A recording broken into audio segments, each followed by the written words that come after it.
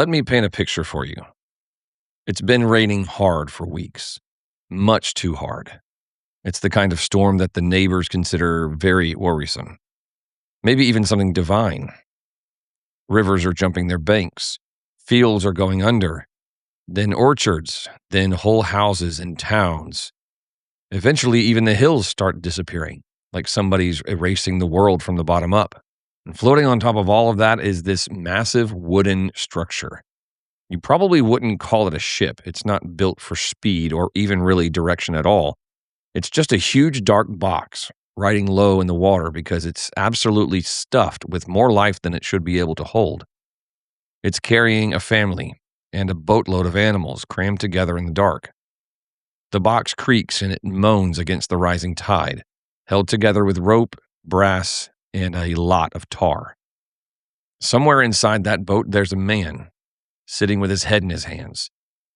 He knows what's happening outside. He'd been warned. He'd been working since that warning to save what he'd been told to save. And he hasn't slept much since that first raindrop landed. He'd been a crazy person just a few months ago, building such a massive waterproof box where there wasn't any water for hundreds of miles. But then the rain came, and when he shut the doors, then the people came. And the people came to find that those doors were shut as the water rose around their ankles. And now for days, he hasn't heard anyone outside those doors. He has no idea how many more days of rain are left, or honestly, whether anybody else on the entire planet is even still alive at this point. Now, who is that guy? You probably said Noah, which is fair enough. This is a Bible channel after all. But if you were to ask a scribe in ancient Babylon that same question, reading over the exact same flood history, he'd have told you the man's name was something like Utnapishtim. Or maybe if you asked an older Sumerian, he'd tell you his name was Ziusudra. If you pushed back one more layer into history to a document called the Atrahasis, you'd get a third name altogether. Cross the sea to Greece, and you get Deucalion, riding out his own flood in his own boat, sitting by his own gods. If you were to head in the other direction, further east into ancient India, there'd be a king named Manu who survives his own flood, warned ahead of time by a fish who tells him exactly what's coming. At least 4 ancient civilizations, thousands of miles apart with no internet, no printing press, and no way to call each other up and compare notes. And they all wrote down nearly the same story. There's a good man, there's a boat, and there's a flood that ends one world and starts another. And it functions like a hinge on a doorway in the hallway of history. So, which one is the true account? And does it even matter which one came first? I've spent the last 2 videos in this series making the case that Genesis 1 through 11 is doing something a lot more careful and a lot more intentional than most of us were ever really taught about. There are sacred numbers instead of random life events. There's a covenant headship story instead of a simple chronology. And today, I want to finish this little series with the flood story itself. It's a story shaped by multiple ancient cultures, all pointing to something real that happened and changed humanity forever. But while secular scholars reach for the simplest natural answer, that the Bible stole the story from some of the older, I think what actually happened is much more interesting than that.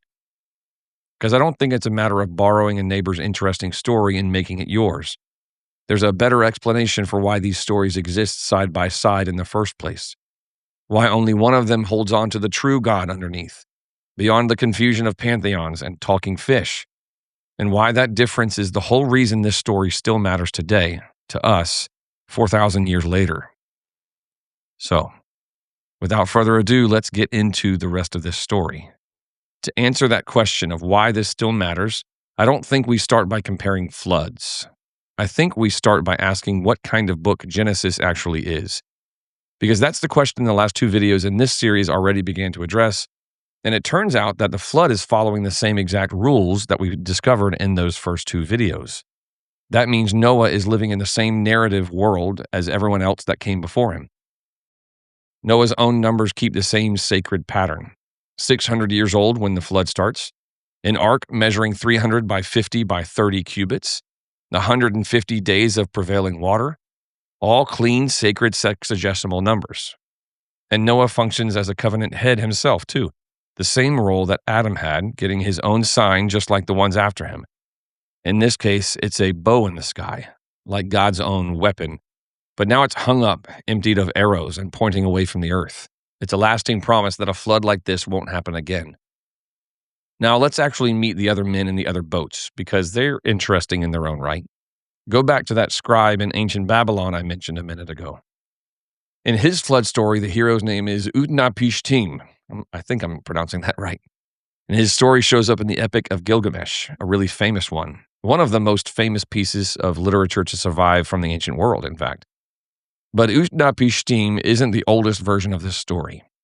If you push back further into an older Babylonian text called the Atrahasis, you get a flood hero by that same name, Atrahasis, meaning exceedingly wise. And then if you push back even further than that into Sumerian sources, the oldest civilization that we have any real written records for, and you get a third name, Ziusudra, the same king named as the last ruler before the flood in the Sumerian kings list, the exact document we already looked back at in video 2. You've got 3 names, 3 cultures, centuries apart from each other, all telling essentially the same story: a divine warning, a boat, a flood, and the survival of the hero. But just one quick aside if you're just now catching up, because some of that stuff may have been a little confusing to you.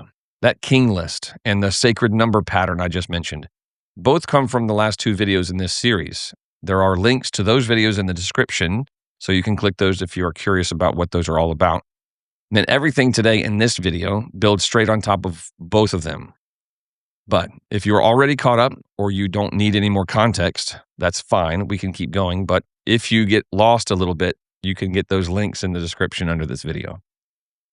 Also, one more thing before we go on, I want to stop for a moment and clarify something that's been a source of concern and disbelief for a lot of people. Before anyone assumes that shared stories like this make Genesis somehow less trustworthy, you should know that this is actually very common in the Bible. It's not just happening here in Genesis. This is how the biblical authors worked a lot of the time. This is how Scripture itself gets assembled into the cohesive story as it's being handed down to us. Numbers chapter 21, verse 14 casually cites the Book of the Wars of the Lord. It's a source that we don't even have anymore. The author of 1st and 2nd Chronicles footnotes the annals of the kings of Israel and Judah, and he mentions it over and over. Those annals are outside records that the writer is using as source material. And then you look at Psalms, not one author, but dozens. There's David and Asaph and the sons of Korah, Solomon, and even Moses gets a psalm of his own. Proverbs is the same. Solomon's own wisdom is sitting right alongside the words of the wise and the words of Agor and the words of King Lemuel, all bound in together in one book. Scripture never did require one author or even one source to write each individual book.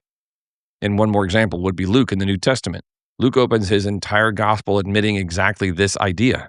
He says that he investigated, he gathered eyewitness accounts, he compiled from sources that came before him.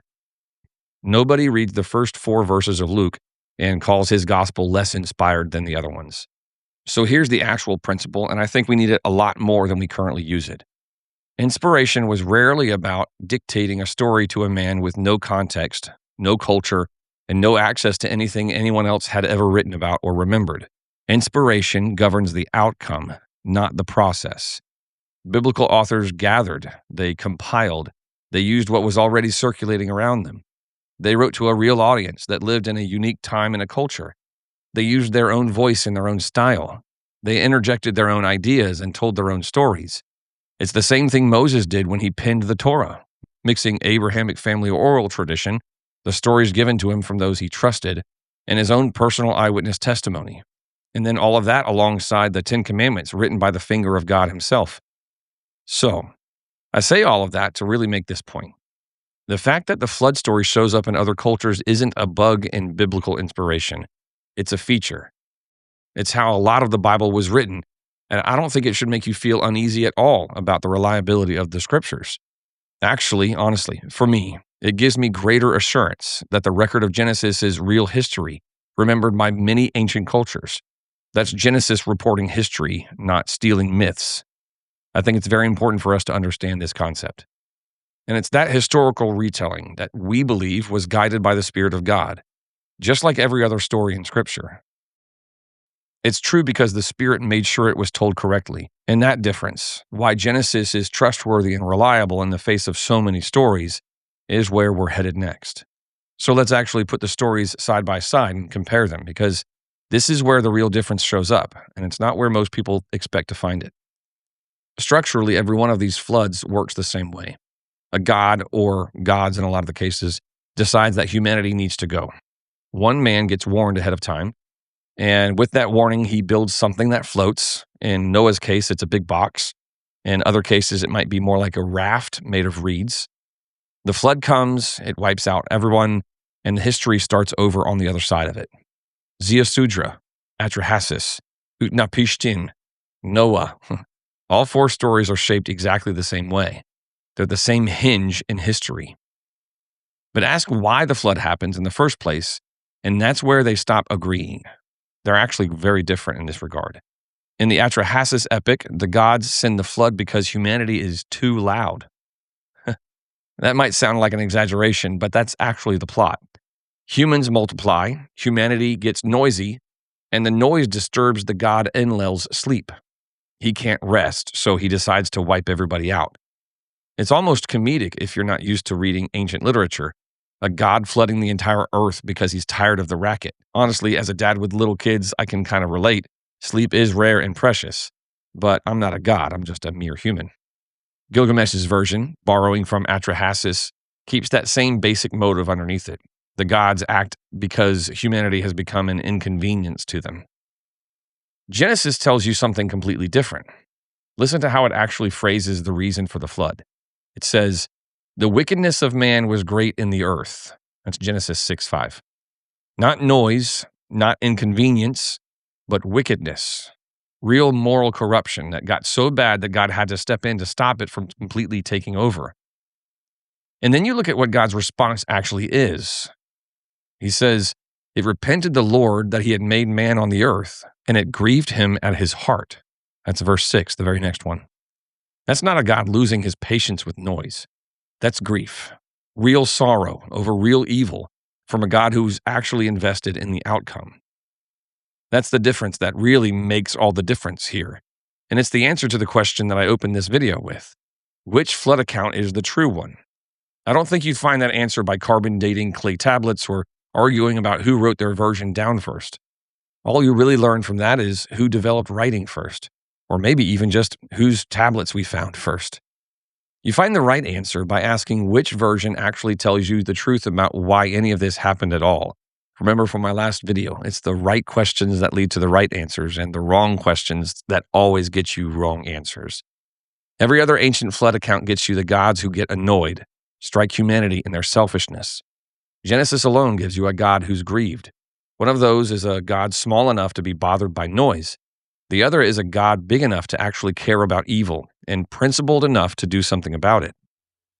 Every other version lets humanity off easy, saying, "Sorry, the gods just got annoyed. That's on them, not on us." There's nothing for us to change in ourselves as a result of that story.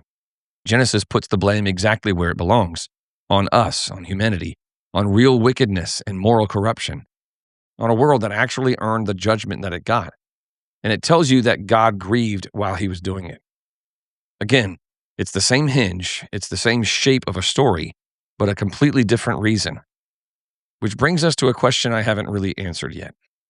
If God really did feel that much grief over what he had to do, why do it at all? Why flood the whole earth instead of just fixing the problem some other way? Well, first of all, that assumes that he hadn't done anything before that, but of course we don't have the full story between Genesis 2 and 6, so we just have a little bit of a highlight reel. But really, that's actually where this gets more personal. And I'll give you my answer in plain words in just a second. But first, I want to take you somewhere that you might not expect. Remember that guy Deucalion and Manu from Greece and then India, the two names I mentioned just a minute ago at the beginning. I want to widen this out even further because Mesopotamia isn't the only ancient neighborhood with this story sitting in its history. In Chinese tradition, we're going to go further. You've got the story of Gun and his son Yu, dealing with a catastrophic flood that covers the land for years, so severe that it takes an entire lineage of rulers, one failing, one succeeding, to finally tame the waters and make the earth livable again. Cross the ocean and you'll find flood traditions all through Mesoamerican cultures, flood stories documented across a wide range of indigenous traditions here in the Americas, completely cut off from anything happening in Mesopotamia at the time. Now, I'm not going to sit here and tell you that all of these trace back to the same single tidy literary source that we can reconstruct. That would be overselling it, and I don't actually believe that's what happened at all. What I will tell you is this: a catastrophic, world-ending, world-restarting flood shows up as a memory on nearly every inhabited continent on Earth. That's the kind of thing that you'd expect from something that actually happened and that actually got remembered in a wildly different way by people who had no other way of telling each other about it all over the planet. Now, one more quick thing before we get to the part that I actually want to talk about. People ask me all the time where the ark, or where I think that the ark supposedly landed. I think because I run a Bible channel on YouTube, people think that I have the inside scoop on everything. That's definitely not true. But let's clear something up really fast. Genesis 8, verse 4, doesn't tell us the name of a single mountain. You may already know this. It says that the ark rested on the mountains of Ararat. That's plural. It's a whole mountain range, not one peak. And Ararat is really just the Hebrew form of Urartu, which is a real Iron Age kingdom that actually existed, stretching across the Armenian highlands in eastern Anatolia. We even have outside confirmation that this was a real known region and not something that Genesis invented. There's a Neo-Babylonian clay tablet at the British Museum called the Imago Mundi. It's a map of the ancient world as the Babylonians understood it, and right there on it, labeled clearly, is Urartu, marked out as one of the actual territories of the known world. So when Genesis says that the ark came down somewhere in that territory, it's naming a real region and a real place on a real map. The same way that telling you a ship landed upon the mountains of Colorado would be, except Urartu probably had fewer Toyota 4Runners. My point is, it's not handing you a GPS coordinate for a specific mountain. It's naming a place that people at the time would have recognized immediately as a real region. But it's not trying to be precise. So the location is settled mostly. It's narrowed down to a rough location, to a region. We can get back to the part that actually matters. And it's vastly more important than the flood depth or the landing location. Here's where I want to slow down for a second, because I think most of us have gotten the whole picture of the flood backwards. Go back to the opening picture that I gave you. The doors are shutting, the people outside finding them already closed, the water rising around their ankles. We tend to read that moment and the whole flood after it as the danger. God shuts the door, and then the dangerous part starts. Then it starts to rain, and the water starts to rise, and 40 days inside of a creaking wooden box. We picture Noah as a man who was living safely with his family before the flood, and then got endangered by the flood, and then got rescued from that flood by the ark. I don't think that's actually what happened. Noah wasn't in danger because of the flood. Noah was in danger before a single drop of rain ever fell. Look at what God says right before any of this starts. It says, "It repented the Lord that he made man on the earth, and it grieved him at his heart." That's a striking description of the world that Noah was already living in. A civilization so soaked in violence and corruption that God himself grieved having made it. That world, the one on the other side of those shut doors, was the actual threat the whole time. Noah wasn't safe before the flood and then endangered by the flood. He was already in mortal danger, living inside a civilization rotting from the inside out. And the flood is what God used to get him out of it. The ark doesn't rescue Noah from the flood. The flood is how God rescues Noah from civilization. The water was never the danger. The water was the exit vehicle. You've actually seen this in Scripture before, even if you never noticed it was there. When Israel stands at the edge of the Red Sea, the water is not the threat to them anymore. Egypt is the threat. The water is how God gets his people out of Egypt, and he drowns the army chasing them in it. It's the exact same motion and the exact same shape, the same story almost. And then later on in the New Testament, Peter looks back at Noah's story centuries, millennia later, and describes it in exactly those terms. He says that Noah's family was saved by water. That's in 1 Peter 3:20. Not saved in spite of it, not saved from it. The very thing that looks like the danger in the story is actually the thing doing the saving. And I think this matters for you right now. I think it matters a lot more than you might expect from a story this old. Because a lot of us are living in our own version of a pre-flood earth. Maybe it's an addiction that you can't kick. Maybe it's a relationship that you can't get out of that's pulling you in a direction you shouldn't be going. Maybe it's a job or a habit or a sin that you've carried so long that you've stopped noticing it, or maybe you've just been making excuses for it. That's the world before the flood. I think most of us assume that the scary part is the leaving. We assume that walking away, actually obeying whatever God's asking us to do, that's the dangerous part. That's the part that costs us something. Relationships or comfort or reputation, whatever it is that you're afraid to lose if you actually shut that door behind you is the thing that scares us. But that's Noah's whole story turned upside down. The dangerous thing was never the water. The dangerous thing was the world you are already standing in. Staying outside the boat is not safer than getting in the boat, even when the boat looks like the terrifying option, even when it costs you everything that you can see right now.